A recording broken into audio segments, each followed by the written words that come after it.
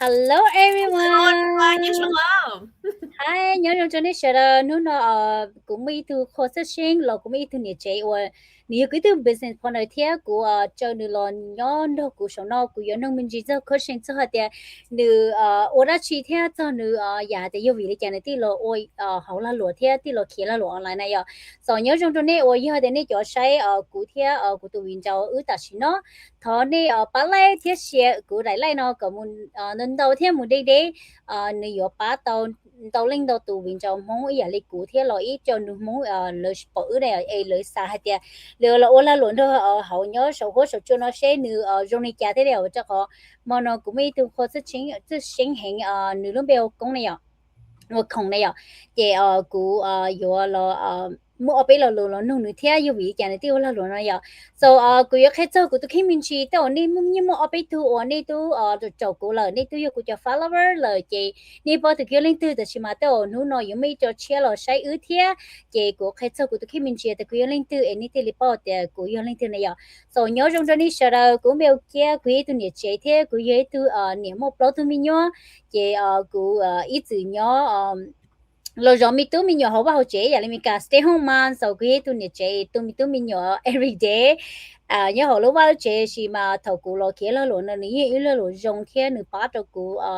lòng đầu chán đầu giả thế ý mình ta ní bá đầu cụ cứ tới nhiều số cho nó giả tiền nữ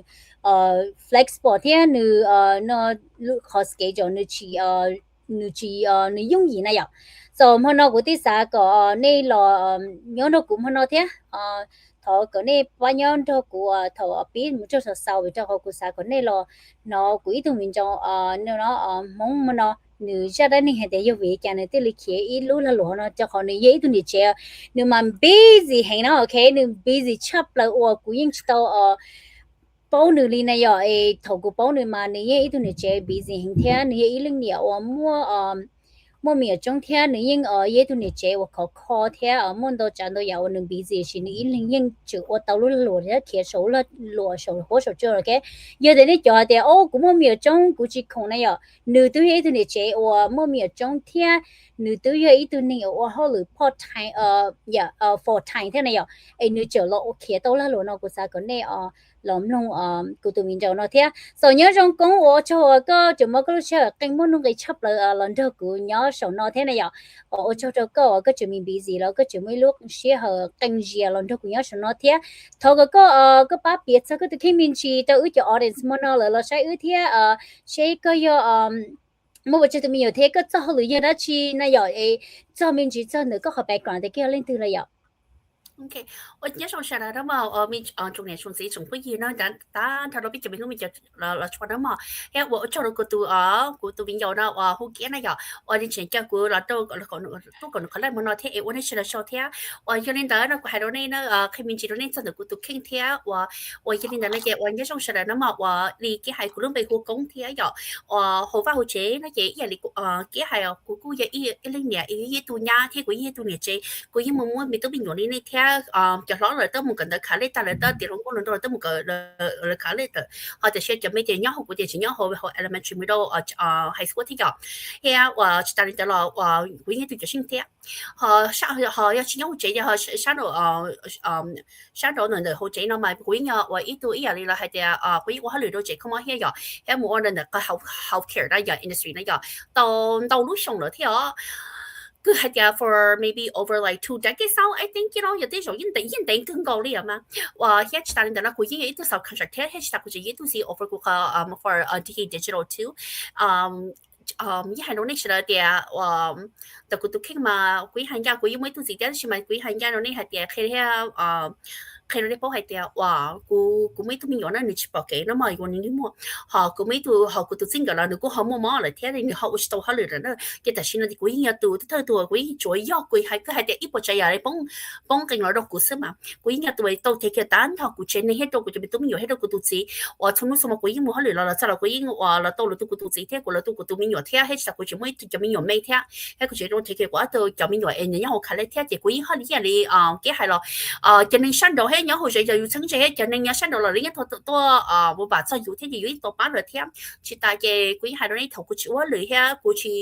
喇叭佢住你喺啲佢依冇佢老上嚟喺度先啦，嗱冇我喺嚟下冇把嘢啦，嗱冇按記啦係啊，嚟volunteer 那樣，佢冇佢上冇 volunteer 啲，冇到一個global profit organization 聽 non-profit organization 聽，呀佢依冇佢依只把話依個你嚟就你這話真嘢，人哋真嘢，人家啲啊啲住你好咪小團那樣，嘅佢依冇有上冇喺佢全部面上冇喺啲出嚟到人哋一邊真好小團，嘅佢依可能到下天啲喺晒，啲上佢就會一 motivate 佢依啲 motivational speaker too as well，嘅有第一圖另外依個你睇下你冇路咧知啦，參加你聽那樣，嘅佢依我同到聽嘅佢依我到後來到就佢咪到就他冇話依個你排你聽又喺冇到就係殺出龍喺做咗到你聽到依條兩冇實在轉緊那樣，嘅佢依我能到後你聽啲話應該係啲係啊，佢以前咁多條，佢係啲佢係啲圖跟那樣，如果佢節目有啲啥啲要節目時候，即係我隻圖跟那要學陣，都有時候聽，有陣時我嗰啲你我都可能攞嚟聽，嘅佢係啲應你係咪應俾自己但是圖。佢要我價錢要錢嘅話就係啲要唔俾時攞錢俾時聽咗，但佢要我價錢要幫係啲就計時係到冇我買到面人啦，喺度嗰陣時啊，就時係咯，覺得冇喺度，就時候覺得冇人打咯，之後覺得冇啦，冇啦，我咯，嘅要我咁冇啦，嘅。與其一家係要窮得起窮呢度聽，嘅做乜咯？冇明得啦，睇到你時候，我真係啦。Wow, đây tôi nói thì nữ vậy tôi nói chơi nữ busy chấp lời thế nó muốn đâu chẳng tôi ya ôn này đó là nữ yên chịu ở đâu này so không muốn nó cũng mà ở bên là lưu có chuyện chúng nó cái này thọ có bán được cũng nhảy plan nào okay. So go first question cũng sản nó có hay let's see yeah what making you start looking at another opportunity yêu vì đi chả có tí li sẵn chế cho hậu kế to lo ba cái này yo cho họ là luôn mà bé nhưng hai đứa yêu thổ bé là luôn số cho này chỉ yêu những sao để có yêu tới hơn nhiều thế có yêu chỉ sau một cái khứ thế yêu tí tao mua lúc sợ tăng gì là đồ giống như tụi mình nhỏ thế đồ yêu tụi chỉ cần nhỏ yo yêu có khi cho mình chỉ yêu vì đi chả có tí li có tụi ôn đầu cho họ lựa thế thì chỉ có chờ chế lu ít cho họ lựa ít có another opportunity này yo cái có khi cho mình chỉ cho có khỏi yêu vì đi chả nè vấn đề của bà hay đó này giờ họ tới trong lúc đó thì tôi có hay yên cái lúc mong họ yên cái nó bị cắt cho họ lúc anh kia giờ tôi bị cho họ chẳng có generation đó chỉ là chụp lúc mong chỉ là họ vàเลยเขาชิบลูกมองให้เจริญสาอยู่ให้เราเดี๋ยวเลยเขาชิตาต่อให้อีกแบบเราเพราะเจริญเขาชิบมดเต้เราใจกันเที่ยวยังยังกูมาให้อินดาลูอังกฤษให้อินดาลูกมองนั่นมาอินนี่จะสั่งกันเที่ยวไอ้ยันแต่เรากูปีให้ลูกอังกฤษI realized that what made me start looking for this opportunity, I'm going to be honest with you guys, transparent. Very much I'm going to be transparent. I realized that I was chasing my dream, but I was actually building somebody else's empire. That was really sad for me. It was heartbreaking for me. I was like making deposits into other people's account while receiving only like just a small portion of my own value. Then, I'm going to go back to like where the COVID era, right? Then COVID hit. And then it came to the point that I lost my job. After that, I lost my father. And then right after I lost my father, my husband nearly lost his life due to malpractice. And then my daughter's vision began to decline. Then my two oldest went off to college. And then at one point in time in 2000, like September of 2023, I was battling a traumatic brain injury, a TBI, while I was still trying to be, like strong for everyone in my household. And over the years, for a whole year, right, chasing, dealing with work, and trying to figure out, what I'm going to do, how I'm going to get myself, put back together, it's like Humpty Dumpty, right, centered on a wall, right, I'm going to use that analogy for you guys, right, I was Humpty Dumpty, right, cú lúc nhiều cây là nên đấy, giá là, là luôn nó là mi cả là giá nó này giờ từ lúc cây nó Humpty Dumpty nó giờ rồi cái là không nó giờ thì bóng cái gì lo gì lúc này chỉ tờ nãy giờ thì qua đây của rong của đi không tìm chống chỉ nào của vô đi thầu cũng là cái gì cũng hết được của nó bị chết không nãy giờ kể lúc tôi liền tôi nói ấp hà năng của bé nãy giờ kể mi cả là chỉ một cuốn đầu thì cũng sát hàng này cũng chỉ tôi chỉ tôi chỉ số chủ yếu thì của là thầu cần được chuyển đó nó có thể mình chuyển đó của nhóm đầu kia nãy kể là chỉ có pay đó của nãy giờ kể của hàng gia đó này nó của tới li một 我哋就真係係那樣，就話俾佢就喺裏邊好冇那樣，嘅你冇靠冇啦冇殺個冇咯，得錯到他冇那度 catch 到佢啦，你 catch 到佢，你全部因為佢要到傷啦，佢呢種個阿什麼啦，啲就佢就我哋。狗 block 個刀個以下什麼嘢嚟，佢以前咪弄上了冇俾，佢頭先佢攞埋其中，佢攞嘢嚟呢啥，要嘢嚟安全啦，要攞啊攞揀嚟要錢啦又，一個全部就安全到了就好啦，人你睇大小頭箍行就全部我一號全部得一號嘅，人家你嚟多嘅人家都到身啦，就佢攞嘅人嘢嚟就我攞，但係人家骨痛啦又，嘅頭嘅人嘅骨啲你唔知道，佢冇咧啊話就冇諗埋你啊，就你冇誒個嘢靠攞那又，嘅咧啲你係嘅，但係呢啲佢攞那。อย่างนี้中嘢รู้จักกูโถนะจะดูมั่วกูทอละว่าทอละไอ้เราเนี่ยไปเจสันอ่ะจะให้กับกูชอบก็ให้ที่ตอนแรกกูชอบกูตัวตัวนึงต้องเก่งซะมาชีก่อนนะชีจะสัตว์ถ่ายสัตว์ต้องนึงกูต้องปื้อซะนะอย่างแต่กูจะเดี๋ยวไอ้ยังกูเช็ดทงเลยนะที่ก็เขาอยู่ว่าก็เขากับกูชกูต้องเก่งกับจงนะกูตัวเรียนทั้งหมดให้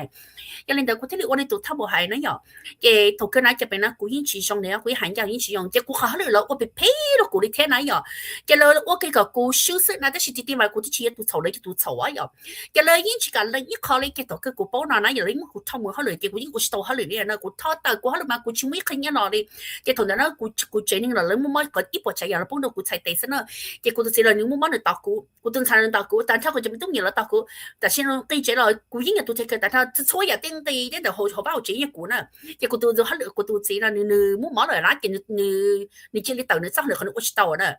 แกว่าถ้าหมอมาเลยยิ่งป้าเนี่ยเกินเลยเดี๋ยวป้าเจอที่เขาต้องนึกเสียดีที่ดีจากนั้นเลยจะเขานึกยิ่งเจนึกยิ่งเจวันนี้ย้อนเรากูเที่ยวแต่ชิบะนี่ให้เรานี่ให้ที่เขาเสียนักข่าวนะอย่างนี้เสียนักข่าวยิ่ง其中的股了，但是我。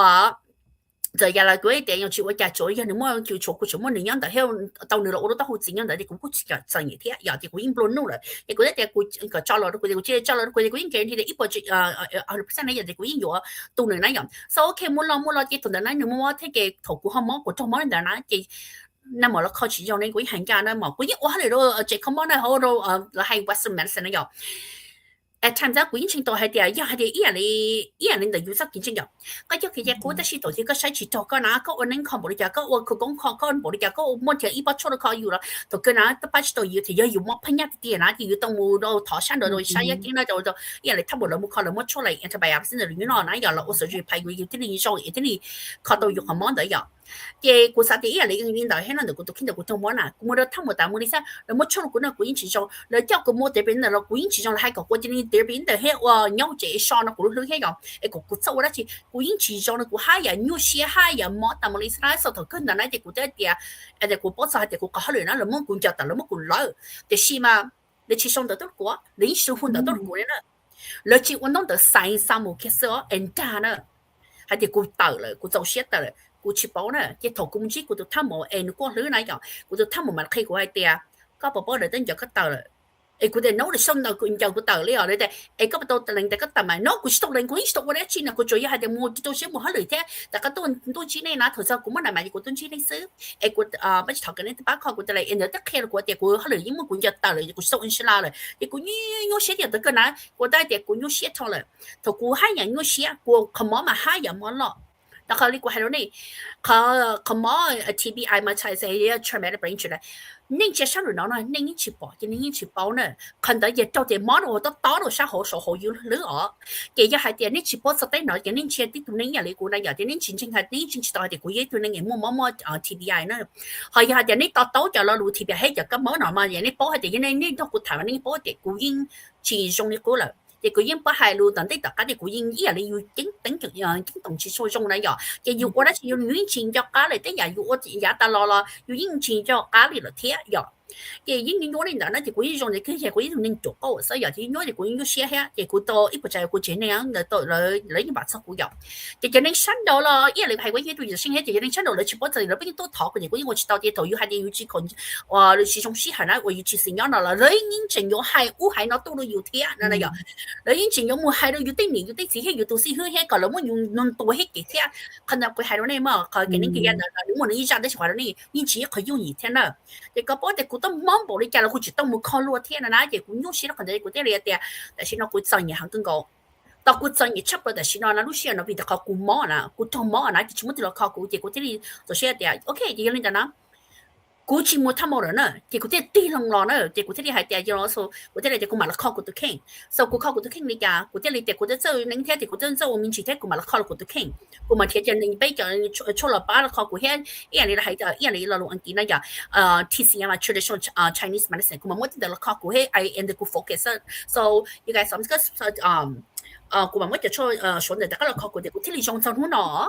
yeah I'm gonna tell I'm just gonna translate that everything what I just said in English is that it came to a point where where I mentioned that in September 2003 I suffered from a TBI due to work violence where it was caused by somebody else and I was just an innocent bystander right doing my job and so over time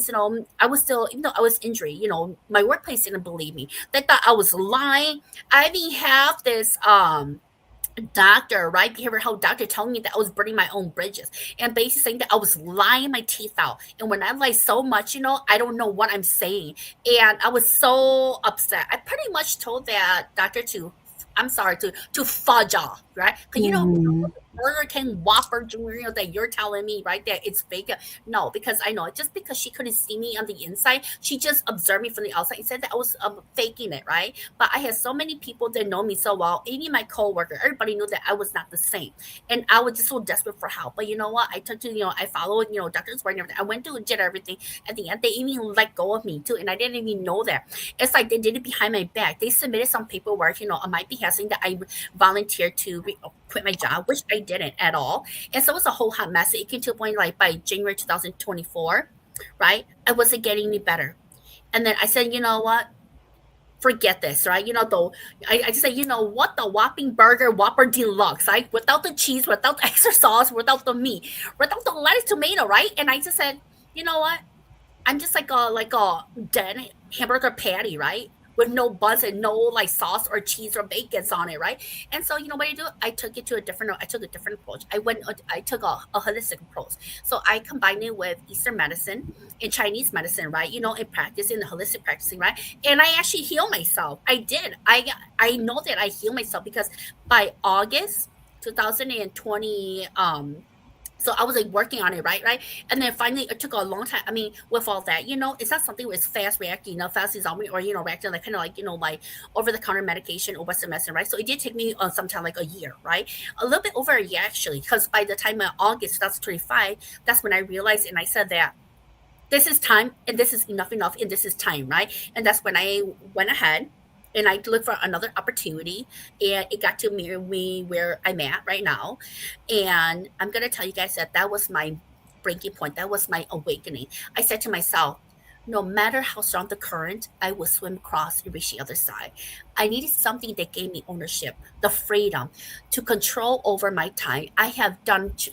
I was just done choosing between work and family. 嘅頭腳頭嘅面嘅係嘅頭骨靠到骨頭傾咧，個係你上啦嘛。嘅頭骨靠骨頭傾啦，你是到你一上到啊，誒個咪大家啲佬靠骨頭傾啦，又佢因為呢度做身體就要得波嘅，所以經你都靠住到你個一步就要要估得靠住中你啦。嘅嗰啲你點解個可以個收起個包呢又？一好則幾句，你個內嘅佢喺周頭穿嘅嗰啲你冇可能落啲落靠骨頭傾嘅嗰啲你用就可能嘅頭腦而令到盤嗰啲咧，嘅嗰啲你係嘅。一再計嚟啦，但是呢，古整定那嚟樣就到了古多個一個幾個那樣，古一隻幾個古得個幾個 master 人啦，你出一看字，但是呢古得靠到古都傾啦，但是嘛古始終就大你1%，但是古已經到你古啲都有你9%啦，嘅古啲嘅古全部適合人啦，真正古啦路。估全部適合人啦啦，亦估聽人家嘅大家冇搶到學費啦，亦冇搶肥嘅啦，你全部係隻管當啲窿鼻嘛，全部當你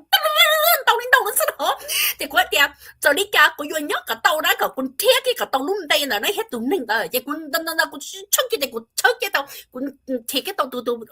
當拎啦，亦估知你似估啲估已經到咧，估知你嘅路估知你儲嘅路中嘅啦，亦估知你家你嘅可能路咯，是哦，亦估真係你嘢有你得是哦。Wow, Kong, your story is so inspiring. I know your journey in bank come through tough. I know going mà muốn nó chọn được ya, chỉ là tôi yêu nên so thật cơ lo yêu,但是呢，佢一種是係個大家落去要對傾，要大家上來，依家呢個係以後哋冇經，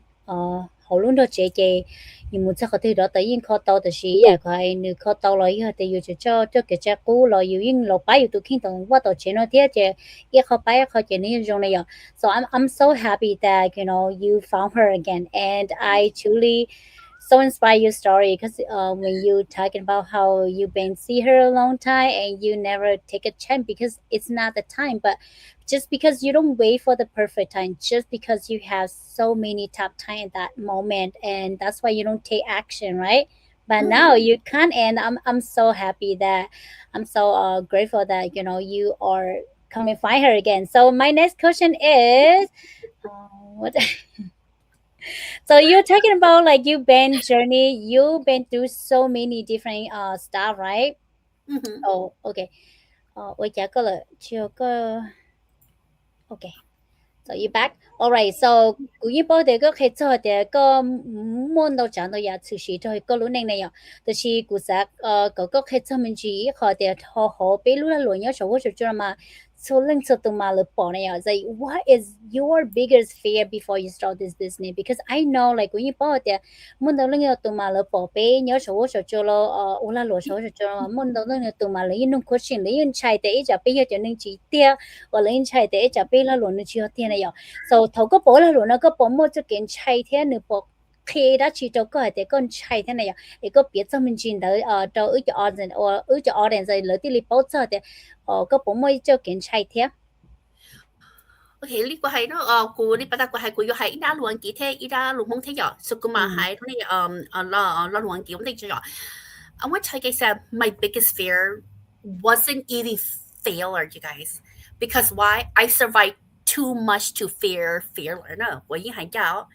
My biggest fear now was wasting more time. 你不要看不得佢哋個係 now focus on that, wanting more time, right? Losing time. 可能一個佢 biggest fear，可能佢管出嚟啦，又係就全部輸佢，一直錯輸佢啦。So therefore, my biggest fear was wasting more time, folks. And to me, time is something that you can never earn back. We all know that, actually, right? And I was afraid of staying stuck in the same area, staying stuck just for not be able to move on forward, right? And just afraid of continuing to trade my life for security that could disappear overnight. But I also knew this, that the mountain doesn't move for you, you guys. You must have to decide to climb it. And that's why that was my everyday daily affirmation there. No, they cannot go much higher. Mong my dear, I don't need that. Cause again, China talk about it. Cannot go to the two shop. I don't know. Cause the two shop talk about. Cause and no, can to nang na no. Cause kusan na cannot hold so fair. Nhưng mà ít cause kusan na hold so fair. 但是主要一人多是个 boss 呢。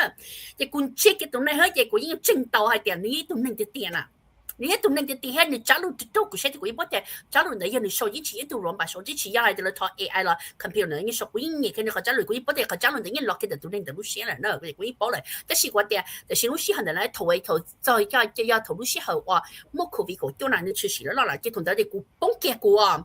個幫結個執好嚟哦，個得幫結個頭就個 online 空啦，個幫結個執好嚟啦，即個但是嘛同個幫個執好嚟，個應該寫個哋個當時一開始本來都全一山度啦，山度啦樣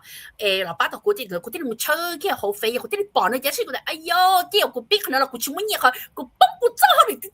啦，嗱，就覺得打我嘛打同佢大家咯，我開嚟咯呢，就是咪同佢大家開嚟嘅，過得比一個話，一個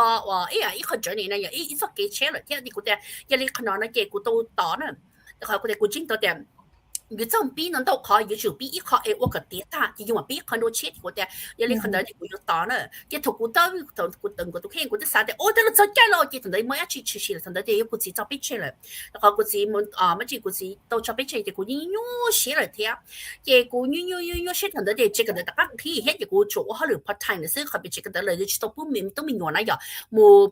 個別這個那樣，就嚟出嚟樣個好 computer 別這些樣，嘅我所有人一數嗰數叫啊先樣。結果啲人應用行，結果就每一班苗聽，結果啲 OK 就都個要個對面都你個玻璃咁嘛，大家落玩啦，結頭佢個玻璃嘅啲，個對面都啦就最近個玻璃嘅嗱嘅，嗰隻些個都自摸嘅啦，結果啲大家嚟啊，可能個都做啫，啲有時都做解啦，亦嘅你個啲你係啲個嘛啦，都個都自己，個都佢個都自啦，嘅我哋頭上。phản năng có na cú yên sẽ hay để cú chơi lên chính các cho từ nên cú bảo hộ này ni ở đây cú sẽ na để đồ cú sẽ là hộ phí nữa rồi cú chính chứ tao nói cú để cú làm mà đã muốn chơi hộ phí sẽ不仅样的呢。thì cú nhưng chết tao cái này nữ chính chính là thế là wow nữ chính nhân nó真不孬呗 OK 做个保你的cú giống xe là nãy giờ này thì cú hai đó cú thấy cú hai đó này đó tao cú chơi này computer hổ này đó hổ computer là cú hai đó này tiền cú bảo thì cái này tụi mình整này hiện cú bảo có khả năng là一個用行跟個啲書的是吧cú là bảo cái này nó sẽ là cú dùng xe做保係啲個chính nhân nó sẽ là一個可能là cái này你可能嚟到佢身嚟你chính nhân nó來做個保係啲你cú即種xe啦就起碼去到再計那去到種xe去到cú nước của mà大家都聽啊，佢係嘅啦，路見到嚟多嘅哦，即係都佢都自己可能佢都是冇識到嘅啦，佢都睇咪人哋都得嘅了。以前你呢，因為手指到喺你已經用冇識到嘅啦，即係佢係電腦。已經全部佢都自在嘢啦，你都啦，那冇啦，但係那水壓境嚟，那他冇啦，得靠到你哋都上嚟，都大家醒落嚟啦，看到佢哋落幫到佢哋，你攞住佢哋佢咪攞嚟到那啲佢要求着個刀你，即係佢要求着個刀你，佢哋大家手刀喺大家冇到幾啦，即係我刀你低行到手最鬆連啦，記得先佢行緊啦。กูตัวจีนี่ชอบตาเลยเฮ้กูตัวจีนี่ห้องมันตกเกลือเทียนี่กูเชียตัวอีอะไรตัวนึงกูเลยเทีย你รู้จักกูหาชีจงนี่กูเลยแต่ชิมันนี่รู้จักเชื่อยังแต่ยังจะขอเลยเทีย主要係嘅，因為你弄嘅係你冇 limitation 先有，但是咪古前代古班你嘅，真可能你都冇到嘅，都上當啦嘛，又可能佢仲寫出嚟嘅古你古係啦，錯腦錯嘛啦，古係到你古執件差嘛，只要係嘅，可能冇乜精啦，全冇精。佢管差執啦嘛，佢係到你哋一係嘅老師係，全冇師係啦，要留住啦，咪話亂下留住啦。กูตุซีเราไม่รู้ที่แต่ชินอนะอีปัจจัยอย่าป้องดูกูใช้เต็งตีบ้างตีเจียนเดิมป้องดูกูใช้เต็งเต็งกี่เช่นแต่ละก็อีปัจจัย有กู頭一七波啦กู錢一度卡告訴我錢一度卡錯看嘢錢一度卡但係都沒有那樣樣叫錢一股一度都沒有來是來單嘢咧你冇講咧就潘嘢啦又你冇講啲嚟跑嚟啲嚟話嚟 even 特別最近等啦嚟人 join spend 啦一ปัจจัย嘢嚟又幫到กู先啦กู要住地就啲嚟哦一日嚟ถอ咗收กู班啦又啦กู應該斷到肯定啦班啦先但係話啲這波啦กู錢一度卡กู都是我說一ปัจจัย幫到กู啲啲啦佢係啲กู得起到冇保กู年咧，กู以前保到กู年帶啦，กู年把來講着個啲年賺啦，比較กู你嘛應係嘅佢啲佢，即กู應係到你到กู咁啦，即係กู係你只係嘅กู差係嘅，全部啲嘢กู差，靠กู差到啲嘢嚟，กู係你全部適合佢啦，亦佢適合啲一佢กู差執嚟，我哋กู邊度難亂咯，亦同空間都難咯，กู應弄住上我係嘅，路難亂啦，你冇應係，กู應弄啲嘢執嚟，你應弄什麼？你弄到迄個好實當多頭個都弄古天的古就變咗那樣，迄個就弄俾人實來安家咗啦。你本弄就係啲可能用冇不到啦，知道迄你本菜揾陣迄菜佢嘢啦一般，但是個係咗你頭來嗰啲係菜提佢一步步就轉啦，因為揀啦。กูจะชินใช้ขนาดเขาคุณใช้ไอเดียอยากกูอ่อนละนึกมุนเจ๋งละนึกมุนเจ๋งเลยลิกาละนึกประมูลเจ๋งลิกูรู้สิเหยถกคงไรอย่างขณะเขาคุณใช้ชับเลยนะถกปฏิเตานะเก๋เขาก็จะถกรู้ยีนินดูอัพพันกูชี้รู้ใจนอสรู้ยีนินดูใจนอสถกนึกให้เดี๋ยวเตเตาเนี่ยเดี๋ยวนะจะขณะเขาดูกูรู้สิชับเลยเขาบอกกูถกได้กูเชื่อมั้ยกูเชื่อมั้ยบ้างไอ้กูยังปฏิจนี่เตเตาละรู้ไอ้ดูกูเชื่อได้แล้วเดี๋ยวขณะไอ้ยิ่งชินกี่สิเหยนะนะยังยังเดี๋ยวก็คงจะก็ว่าซื้อนะที่กูยุ่งเชื่อชับเลยกูจะเนี่ยแกรู้จุดแกสิกูจะลิงกาเจ真係我嗱，你個係嗰種寫執啦，你學，你個係咯你嗱，做นู้做麼呢？就路西係路夢先啦，個係你做นู้做麼呢？做นู้做上啦，個嘢係咯你，那麼個嘢係嗰度傾係啲，就斷啲你冇上步你揀啦，佢要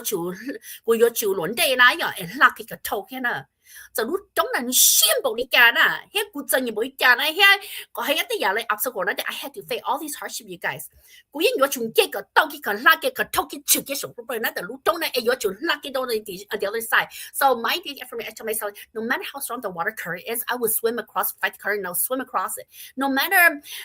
where I'm at my lowest peak right or facing the worst hardship or the whatever obstacle to get thrown at me right no matter how high the mountain is I will climb to the top and reach the top and to the other side you guys that was always my daily affirmation so my biggest fear not today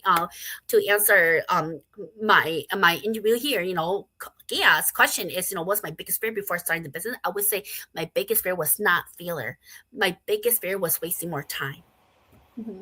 Yes, I think that's true. nhưng nhiều lý có cho họ lúc sẽ hợp bé nhưng thì sao cho cả dạ có nhưng hay giờ cho họ thầu của từ của cho họ lựa rồi này của là you tàu của tụi mình thì bé của chúng mình thì rồi mình nhỏ này so I had to quit my job right I had to quit my job but you sure that you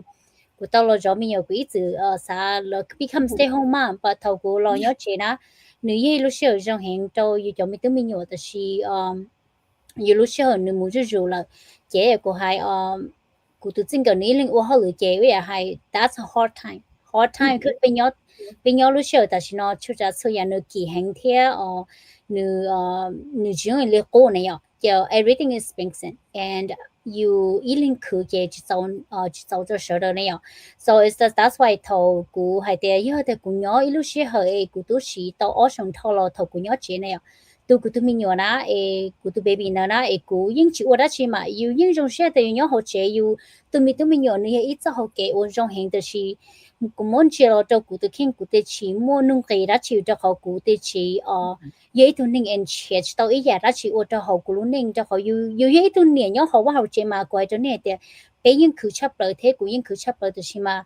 giống vậy you tự chỉ muốn nông cây cho you tự khen cho họ you chỉ muốn cứ tao ý giả đã chỉ lo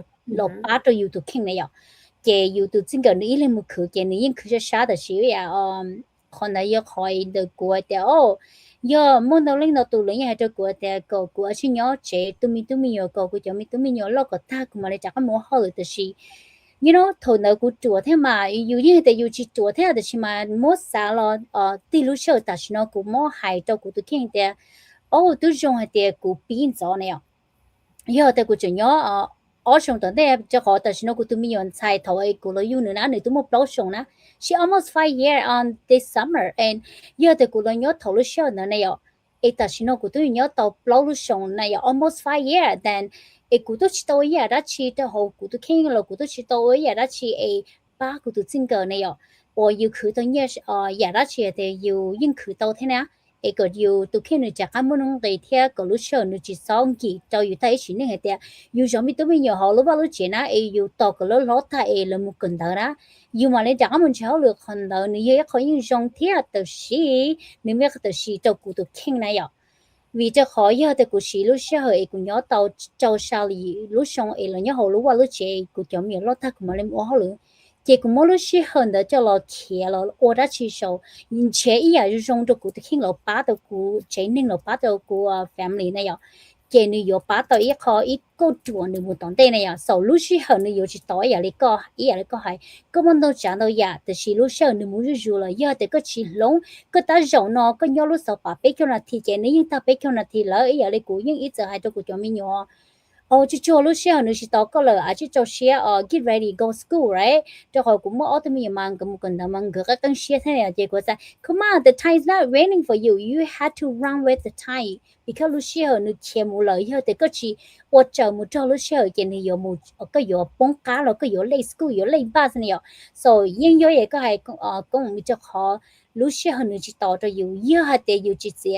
这是写了有进去呀，的其实用的有的看就弄就我呢，给有老日肉了，也有这么时候了，就领导别的老日肉了，比较没得没有的老日肉了，可能的也好整了呀，所以我叫我个就开他们家的头个轮车了，轮了个都帮你了，个这个轮车都为这好个人叫了这个的看下的。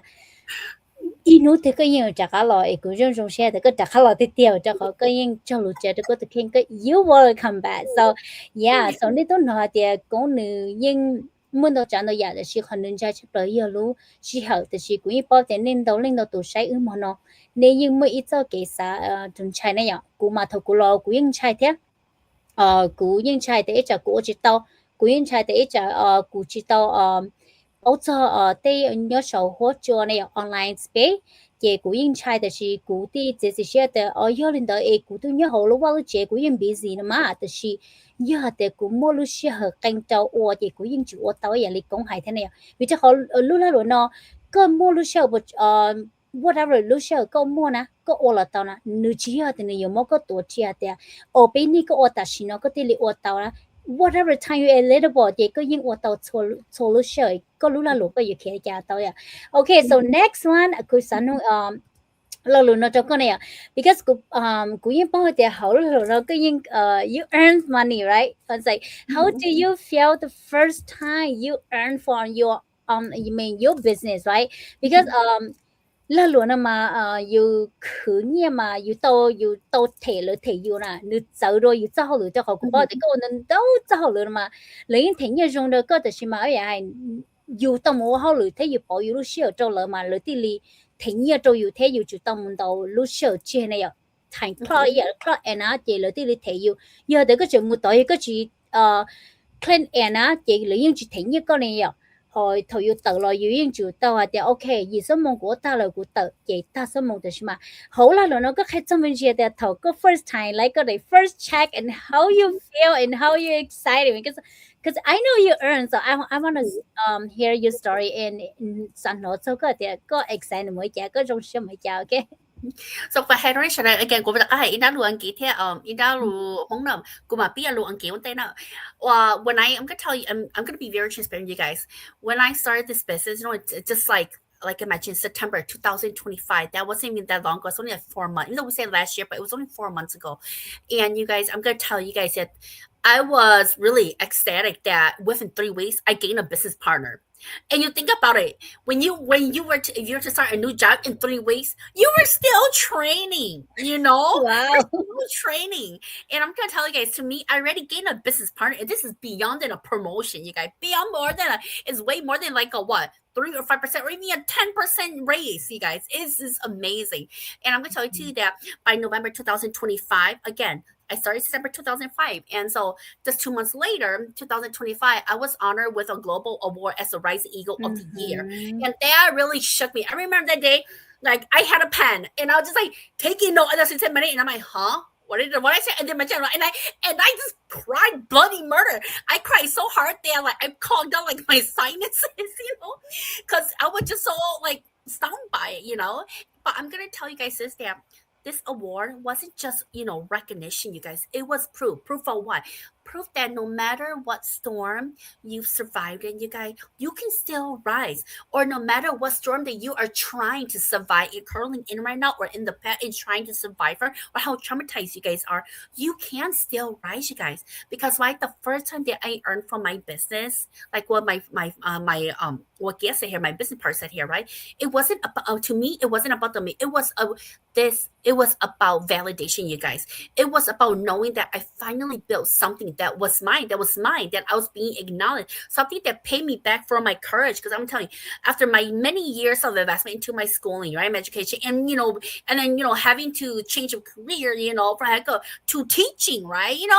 and then I went through all that federal, like state, stuff like that, testing stuff like that, and then I had to come back, go into the healthcare, I was like kind of switching back and doing all these subcontractors job, and I was like, I did like, like the life insurance stuff, annuity stuff, I mean, you name it, I probably done it too, and like the makeup stuff, all kinds of these side business, like you guys, like I was always huffing and puffing, and trying to earn all of that. And at the same time, I feel like, okay, I thought I was building my dream. Yeah, I was actually kind of somewhat building my dream, but you know what? I wasn't even building my empire. Yeah, the whole time I was building somebody's own empire. Maybe that's their dream, but I was building their own empire, and I was making some money, but I wasn't getting all of it back. And the whole same time, I spilled my whole entire heart into my many, many years. I mean, I shed my hair. My hair did not look like this good at all before to begin with, you guys. Ask my business partner. I didn't look like this at all. I was looked like a total hag, And then, this, how you guys see me right now, this is the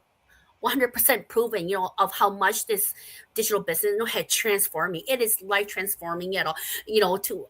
pretty much to not only to me but to my family as well. So 我还有那些的，那么可能还真的講大概嗰種寫出嚟的同嗰邊個那路啦，因為你個對面有幾難係聽啦嘛，因為我到過嚟扯了，但是我還有那個扯啦。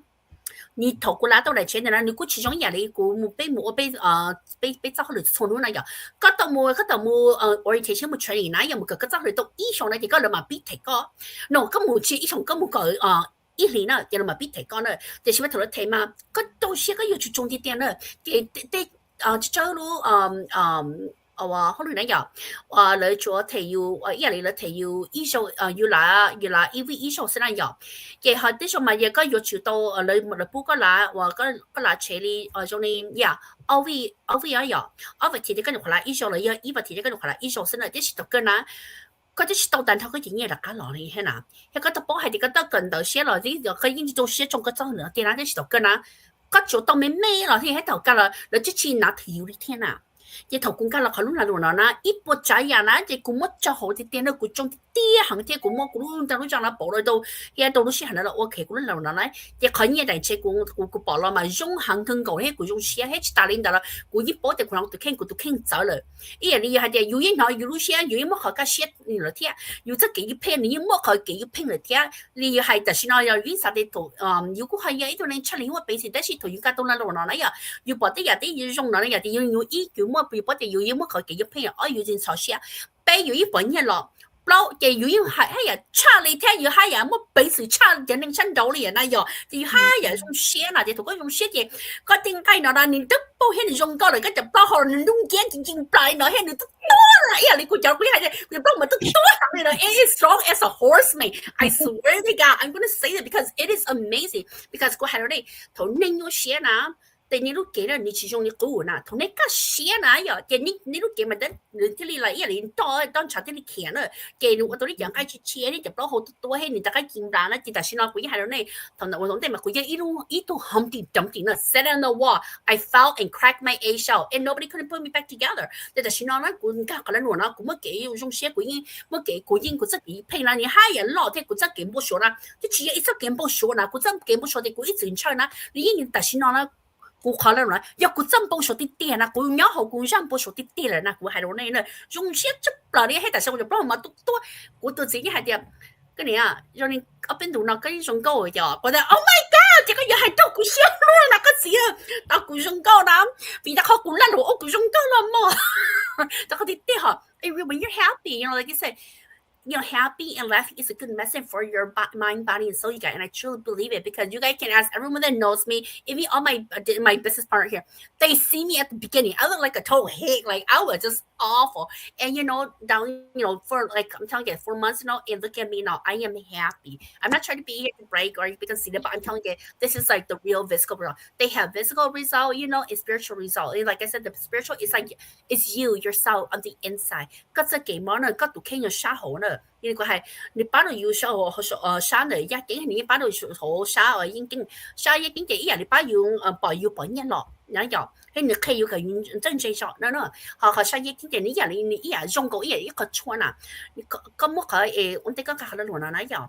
咁麼佢你個用寫嗰度寫跟草寫，嗰度寫咪要發要負擔冇意思呀，迄個應該係咁不係嗰啲嘅，嗰啲中部呢家，嗰度寫中部呢家咯，因為嗰啲做起來咯。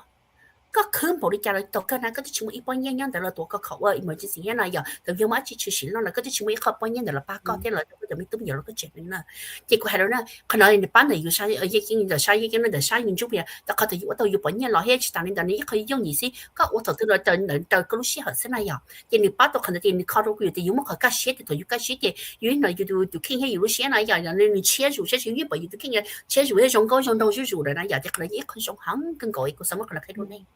有做嘅啊，他自己估談。Wow, no, it's good. Wow,你把嘅古種寫出來嘅古美圖現在你落到啦，落那你弄到你錄寧天，弄到你都傾到講到呀。所以要你要做朋友，我一直幫你呀。你把嘅你弄到冇得冇家，因為啦落那，你應弄到古冇得現天啦呀。頭古老嘛，佢應chỉ một bình sự thế, yêu應chỉ confident ya mình cả hay là lu confident nó chế rồi yêu cho cái một bình sự này ya,佢應一直hay từ số chưa, lo biết cho yêu nó journey yêu gia đình lo này cả này ya, và thầu lúc là nó nữ thầu bé lo này ya, thầu yêu lo chế yêu應mua khỏi nếu nó lồng đầu yêu thế, nếu bắt đầu yêu cho cái啥thế, yêu rừng mua thế, yêu cho cái lồng đầu họ yêu lúc nên có yêu bắt đầu yêu tụ kinh thế, lo bắt đầu yêu trên nên có mua lúc học片này ạ, vì cho họ thì yêu thì yêu chỉ chế cho họ cái đó chỉ bắt đầu yêu kinh cái yêu lúc nên yêu chỉ mới cho học片, or yêu giống như là thế mua别了还得有每一只健保小老hen，就是有三木手出个只有只健保小，就是有我知道为着可以去摸好多有保庇那样，可以还得个每只健保小了个木。có sao có trâu chơi có sao kiếm một số thì có lúc học phía thì có sao ở đó chỉ nhớ học có lúc nên ở cái ý khó dùng cho họ lúc nên này à chỉ yêu chủ động chế cho họ kể chủ tao ở chia cho yêu lột bát cho yêu thế so that's why bây giờ nó bây giờ more supporting bây giờ community nó bây giờ supporting thế bây giờ winter mong lo thế bây giờ nu mong nó thế chỉ là để bỏ bây giờ này chế sẽ ok bây giờ mấy giờ nu mong thế cho chị chế mong ở là nó từ khi mà lấy những lấy những cái lúa từ khi mà ya hay là tất cả mọi cái lấy những từ từ khi mà mấy nút từ cứ cho quý cho chế lo đỡ ít thả thế vậy không so cứ trong xe thì không những biết đâu chẳng đâu dạo lùng đâu nữa nên hồi giờ thì cái giờ từ sai ư tại nó có trong ý là cụ thể không ư nè có sao không có mấy lúc học phe lo thì chỉ có chỉ bảo biết họ từ to thọ chỉ sau lúc xe đấy sau nó đâu ư lo hay đâu ư này vậy so ở chỗ đó có ai không so vấn đề nó thầu cơ của mấy ý lo lu coaching ở tất cả vấn đề ư giờ mua này so của xã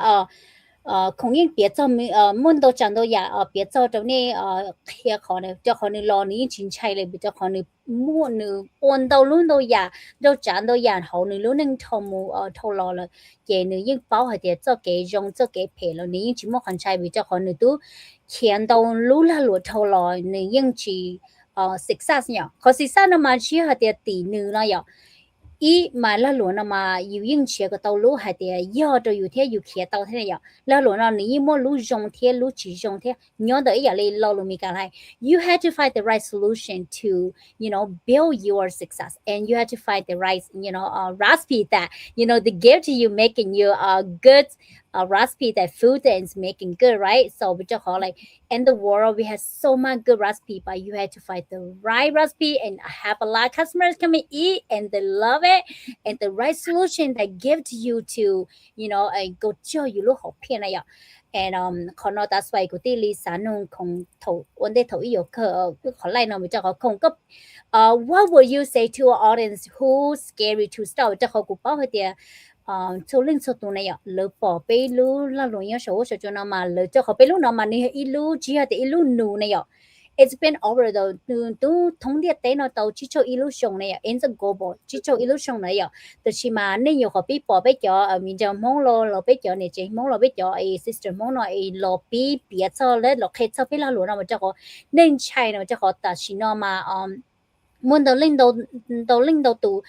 bé kia là lúa số số cho thì mà quái nè thì là lúa nó nếu mà lúa dùng lúa chỉ dùng thì mà nhớ đời yêu cho cái nhẹ thay nhớ đời yêu cho cái sát tàu thì mà giờ thì yêu yêu chia cái tàu lúa giờ yêu nhưng chỉ mua nhớ tàu sáng tàu này thì mà yeah like you have to find the right solution to build your own success so that's why lúc đó is I think they cố nhưng sao cũng không có biết sao mình chia tiền cho khi cho audience là tiền lấy những món đồ linh nó tụ sẽ cái này ở yeah thì là sao biết na cái là chỉ son chai là yeah thì lần chân chai yêu only cả là tiền chính chai còn là một sự kiến chứng cho lúc đó thế này ạ OK， 你估呢個係不但估係錄音機添嘛，我係應該錄音機係應該錄風的嘛。This is Sanika. I'm gonna tell you guys that you guys fear is natural. We're all human beings. So being skeptic is natural. Being fearful or just having fear is natural. But let me be the one to ask you this. Are you more afraid of starting or are you more afraid of just staying where you are? Because why? You're comfortable. But I'm going to tell you guys, nobody is holding you back. It's nobody's fault. If someone's holding you back, then it's you. If it's going to be someone to be blamed for, it's you. Okay? I went through, job loss, grief, near-death experiences with my family, illnesses and pains and uncertainty, you guys, to a point where I almost came to losing my home. And you know what? I still choose to move forward, you guys. You don't need to be fearless. You just need to be decided, okay? Whether you want to stay, current where you are at right now because you're comfortable, or to, you want to, you're just done with it and you're willing to take the leap of faith and just move forward and see what's out there for you guys. Remember the current, right? In the mountain I'm telling you guys about, okay? Again, you don't need to be fearless. You just need to be, excited. You just have to decide because if a woman will suffer from, a TBI, carrying her entire family family on her shoulder can build something that's so strong, powerful, and global. So can you. Remember what I said. No matter how high the mountain is, you're going to climb it and reach the other side. No matter how strong the current is, you're going to swim and crush this and reach the other side. On the other hand, okay, I mean, on the other side, you guys, it's life. Life for you, life, the life that you have been praying for. So, you need国家路国还有那首歌了呢，你起身采烟，这件菜那呀，我你有这点采烟，不么整了，全部整。一係呢，似我啲家邊住晒嘅，佢俾了一廿年內聽啦嘛，過了一廿年內邊，嘅你廿年就特別舊邊有一件攞通路啲頂落嚟一廿年內嘅，得到殺嘅得到殺嘅就一人落路呢得到殺這但是啦，我哋嗰啲都冇關係呢，也是冇關係呢，您猜得起？您猜我係啲就您猜係啲，您猜 B， 因為您猜了，您猜 B 一可能攞車咯，您猜佢你殺到幾鐘咯，來嘅您猜係啲。但是呢，你得肯定人係攞路 saying comfortable 啦，你係啲你是他別人那邊考嘅，你得時間你拎但是呢那樣，但是嘛讀嘅嘛，你會包係啲，你要麼可以記晒係啲，哦，個啥個每年到了，一個月我哋教個聽你冇執可能，個月我哋教個聽你每年落聽，樣。我哋做呢個聽你出嚟，個月我哋教你聽你上，我係咗呢嗱，我都冇幫到人都學咗幾十年啦呢，都學行更高咧呢，佢佢全部都把股呢，股因零先呢，頭起步了，佢哋嘅但係，對方啲起步了，佢哋嘅咪都沒有冇摸了，佢哋嘅但係呢嘛，佢因叫冇就咪都沒有了，冇能買啦，冇通了嘅，冇就。沒有手段偷人到那古井要賭神了，古因要賭古井我賭什麼？古井干你和弄干你的路老母的我都得切手法是了，古因我难的那小国是因的这错一样那古因要賭哇是了，一頭根這邊古井摸了啦，古這其實不古路古這不古賭古一路古摸了幫到個古井那些古都井了幫那個要了幫的了幫去古路古摸幫人人一筆差呢，古其實個了猜到開頭了幫人家的了差人有些古還人有些，一個要從這個都傾了嘛，還得古一個要從這個都寫可落一個考還得全部都古摸幫一個要過那結果過了個傾好啥好事。有chủ nhỏ luôn của有chủ nhỏ của tôi kinh tụ nãy giờ chứ của tôi kinh hết cả chứ của sẽ cả nhỏ tụ của有chủ nhỏ luôn xí thì của nhỏ luôn xí thì của bắt hai nó有我也我感觉của hai cái xe thì thì của cái xe thì của không mất chỉ chỉ mua mua lo là chỉ mất thì chỉ mua lo thì còn đấy của chỉ mấy lúc của một bông là đâu của chỉ nên bỏ hết của tôi xí là bỏ nó mà ta khó của mất thì của chỉ nên mất thầu của pro thì là pro của chân thì là chân nhỉ thầu của mua mấy cái lấy mua cái theo头古有些人有些古早些人有些古有些嘛一块有零有些一块也有人到那古还有呢，一古人最多古看啦，古等他都的了嘛，迄古等见多路中啦，一古得我到的我到听，古么一老路那路呢，叫么路呢，那考起来也些么啥的嘛，然后还有呢，电脑机老路的机过来别的你像那个你我你还得哦，你像那嘛已经走路个，你像那嘛要，但是。古時係那個你跨過去那，古看那得個古看古拎到那那，為啥你弄那個你包一個看到那一個把我一開給搞到那些一開給我撐下那條，係啲古啲一度半年一度年這條，古一換多等到早好旅行更高咧那，古一係到那呢。但是頭個那古都冇事係明明知道我古看到落，一日你見啦，有一度年這要出我好旅咯，是我度一早好旅咯，把要度時，但是要好這都有一度年這都沒有一個的一個好旅嘛，要是種 overtime 到七股呢，古一係呢，幾時種 overtime 到七股行緊嘅啦，有一都沒有嘛，古一係到呢。可能到咗，如果我講，如果到了你不做什麼了，一問題不做什麼，一次一時都是都達到沒有人啦。所以可能一個可能就要我到啲你我到古我到你真齊聽。誒，你話係你冇執個對啦，古好耐啦，古冇被話變價性冇上被拉到啦，又古冇殺到啦，結果咧哦，嗰把衫冇嗰點樣落俾佢，我日都冇意思就係誒，嗰時到嗰到就 reward 嚟，point 哦，我呢啦嘛，啲同古冇嘅同佢嘅出結果咧就。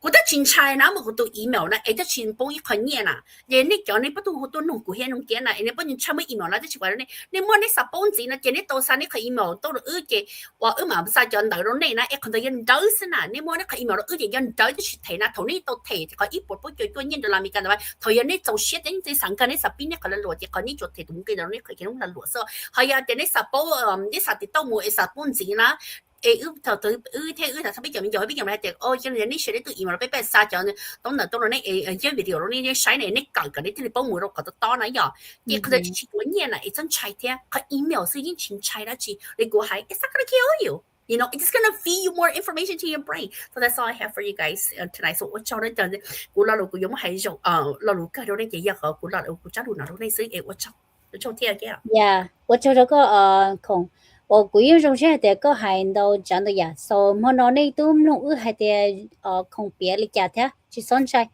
頭古老咯，古用真係古一包的要都 email 咯，要 protect 你要一個用hình嘅，就是頭古老古用真係，就是古冇係到古都傾的，要日啦次古只是古單係。It's key how my fear là ý là mỗi cái sự kiện chạy nó nữ tổ chức cho cái khi này ấy cái đầu tư cái châu là đầu tư cái bao là đầu tư cái bí này so that's why cái đấy thì sẽ là ô chưa kia yêu từ cái email là mỗi ô pay là mỗi hết trong này kia này chị cũng mà lấy chắc à Chris chịu kia cũng mà lấy mua cái cho không chỉ chính là ya yêu yên bao giờ yêu họ email mà yêu yên chỉ cho yêu luôn bên lo chỉ yêu từ PayPal là ít bớt trả giá này yêu từ email mà yêu yên mua họ thì yêu trên trái trả là mua lấy trả thì chỉ cái giờ từ email ấy lỡ mất tao lỡ chua lỡ chỉ xong mất tao giả ấy chỉ chính là yêu từ khi yêu mất luôn cái tận lỡ chịu trả thầu của nó cũng yên trái thì chỉ của hai thì giờ từ của chị order chị order luôn từ của từ khi na còn nó nữa tôi có đó information ấy giờ vì cái của tôi lấy chỉ share một sai này vậy cái của tôi lấy chỉ share thì okay của những vấn đề mà của đi từ email nhưng mà hack này vậy thì chỉ của chỉ tao chào cho họ lời tôi chỉ ôi chào cho của chưa cũng cả một chỉ tao thế này vậy cái của tôi chỉ share từ của những trái thì thì của họ thì giờ thì của tôi thọ tôi chỉ有少了mỗi一khóa chỉ cho của ấy của mỗi cái chỗ tận đây cho của lúc nè cho tôi bảo cho của tôi khi này vậy chị đã xoay thầu của bảo lúc là nó chị nó nữa khi cho của họ thì nhưng vì họ thì của thọ cho của tôi khen thế của hai cho của tôi khen thì 40 nút tươi của tỷ lệ cho tôi ý đã chị của khử nhau họ vào chế này tôi của cho mình at the same time em mới ý call flexible cho của nó chị cụ thể hai lần cho cụ ta chị cụ thể li bỏ lúc là lỗi lên bỏ cụ thể không nhau sau cho cho nó sau Facebook nó sau đó rồi họ the first time chị nên sẽ bảo trợ họ là luôn á chị nên bài trợ họ website của họ website nó không họ website nhất đó thế nên sai đâu cụ là tao sai end đâu cũng là tao ý từ ý tu lúc là lỗi cái sự chỉ mẹ rồi này vậy sau cái những trong share thì thọ cụ sai nó nếu như chỉ ở cha của những bác sĩ về rồi bé mà đi sai hay về rồi cho tôi nên sai cho là lỗ bé lúc là lỗ nào thì sẽ nên bỏ nhẹ theo cái bộ sát chỉ sẽ là ổn đó bé theo ổn đó họ ít bao cho ở cũng hay chọn đó còn đó bé chúng bé chúng hút đâu có mà đi chỉ sẽ đâu có được khen vì cho họ bé là lỗ nào họ ít bao cho nên giờ chỉ tao là tao cụ theo tao cũng nào ok cụ như hành ra khăn tao nên họ ít bao cho nên là tao bé lúc committee bé lúc assistant ổn nữa bé khi đầu lúc họ trong đã đâu có nhà tổn đây ở đâu có cho training lo có cho step by step lo yo khi ít cho học kế đâu có cỡ cho biết là lúa cỡ cho lúc là lúa có yo là ổn này à rồi họ nhận là nên chỉ một cho cùng theo công ước một cho fellow assistants rồi mỗi xã để họ ít proposal nó nữa tôi chỉ nâng tàu nữa tôi chỉ cho đã phải bị auto founder cái tí chỉ share để giờ từng cái model bé bố bùa chèn tàu thầu thế này yo một chỉ tàu yo chỉ tàu yo cỡ chỉ tàu cho là lúa này à chị lời thì hạt tiền mất khỏi ít bộ pro cho lời tôi chỉ hạt tiền mất ít bộ chỉ cho theo chỉ ít bộ pro cho sữa chị giờ average này giờ chị có số lên số tụ cho mua lò nữa nhưng thể tàu cho chị cho một thằng đá lo cho average lo còn thể tàu thế này chị họ tự chính cha mà nữa nhiều dùng cha thế bây giờ mua bây giờ mua đâu có chưa hạt tiền có lo sai có chỉ nhẹ lo có chỉ ô lo có mua bình sự refund bây mua bình sự mua có họ nhẹ là trả cho có vì cho họ bây chỉ xả tàu hạt tiền giờ tự có chỉ xả ô bây chỉ khởi có ý có nhẹ chia là bây chỉ xả tàu có ý lúc penny cho là khởi cho bây lúc system là bây là lúc này cho họ giờ tự chia có chị bây giờ chỉ xả khởi có chuyện nhẹ chia cho họ bây xả ô còn rằng cho số lượng số giờ tự thầu có lo sai lỡ có chỉ nhẹ chỉ ô đây chả có mua gì mua bình sự to refund khỏi như ít bộ cho cả nhà hay thì cứ tôi là bao cho biết là lùa thế là cứ cho biết cho astrology hay thìอยู่โอลิกาtứcคือตัวnhiều biết là lùa nó dùng một nó này có chắc cả mù na chị có thể khỏi như là ta lại cái mà lấy chỉ share thì ô sẽ có bộ chắc cả lòi giờ thì có chắc cả lòi có chỉ một tranh thế hỏi cái mà lấy một chỉ share thì bị một bị cho nó đâu có cái mà lấy chỉ share thì cóอยู่ô là chỉ ô nhân được có vì cho họ bịอยู่chỉอยู่có bị sao cóอยู่tụ lòi bị sao cóอยู่tụ thể khỏi như là nhiều ít khó cho có hay thì có xã lòng thì thế vậy cụ thế công thế có xã có tao ít lú mỗi lú sẽ hở thế ít lú học thế ở có xã một cái cho học kế này à sau đó xoay lúc là luôn nó bên biểu trò cho tên hình ở nữ xã là ở thế bên biểu trò cho tên hình ở nữ xã lòng nữ tu khen thế xã lòng mỗi lú sẽ hở có một nông cái cho nữ tu khen thế đầu nữ trên hình này à sau đó xoay chỉ son chai cho ý là công hại cho kiến chai nó nữ ít cho thầm đa thế nữ ít cho cái ở bên ít chỉ yêu lo nhớ ở tên hình nhớ bên như môn chai có những chai là những tàu thì chỉ để có một cho kiến chai cho lỗ khử cho họ có luôn nên một thay chỉ nên cái quay cho nên thì cứ dùng một chút họ thứ có dùng bông cá một để hẹn vì cho họ có tham một cho kiến chai cho lỗ ở cái nhiều bông cá thì chỉ để có vì cho họ tao quay nó có mỗi cái kiến chạy cho là mỗi khởi chia thì có bỏ có cho phong dư lo có cho viên châu lo số lên số tù tí nên nhớ dùng được có ít sáng á là một để hẹn thì chỉ có tao mỗi cái kiến chạy cho là khởi chia thì có dùng một tao họ thứ vì cho họ luôn chạy là luôn bình tiêm một là luôn tới một thầu là giống ý giả tụ đây giống như đi thấu bên này bên gì là đã đến là nó khủng nó tìm lo tế một chỗ số tế một chỗ lo tế thế thay tế lựa tu là tao chị còn đợi giờ ít họ tham gia đa số vì cho họ giờ họ để cho kiến trai có một tuổi thì nhiều ấy cho kiến để hiện nay so giờ của thằng mình nó xứ nữ nhân để cho là của xã cho nên sợ đầu ở tận thâu của cho viên trong mong thế của cho nó mong ở tận thâu đầu của cho audience tận thâu này rồi sai của thế công ước mà nó ở trong đầu chấp là ở đây chúng mình lúc sợ canh muốn cái chấp rồi sai ước mà nó thế thế của xã cho có thế công ở cho có lúc sợ công muốn cái chấp là cái gì tụi này chỉ có really busy có chỉ không kia là có chúng mình có lúc sợ canh giờ lần đầu của là nhớ số cho là thật sao mình chỉ sao có cho nên thế có phần cho này thì thầu có bí nữa kia hậu là luôn nó là khi cho ước cho audience sau ước cho vì cho mong số nó là sai thế này ạ sau cho đầu cho có lúc sợ ấy có trở là cùng trong cụ thể sau lên đó mà lấy xin gì đó cho nên mua lúa đó chỉ nông chỉ số lúa sẽ để sau đó cho cụ là công ước là những tàu là nên khám mà học cá nào là những tàu hỏi những cái tiền nên chăm mua là chiều để cái này sau đó cho cụ messenger one on one dạng cho cụ thế công ước những trong xe rồi tế giả họ ước bảo sau lúc là luôn là trong này là ok nên đó mà lấy xin gì đó bye Bye.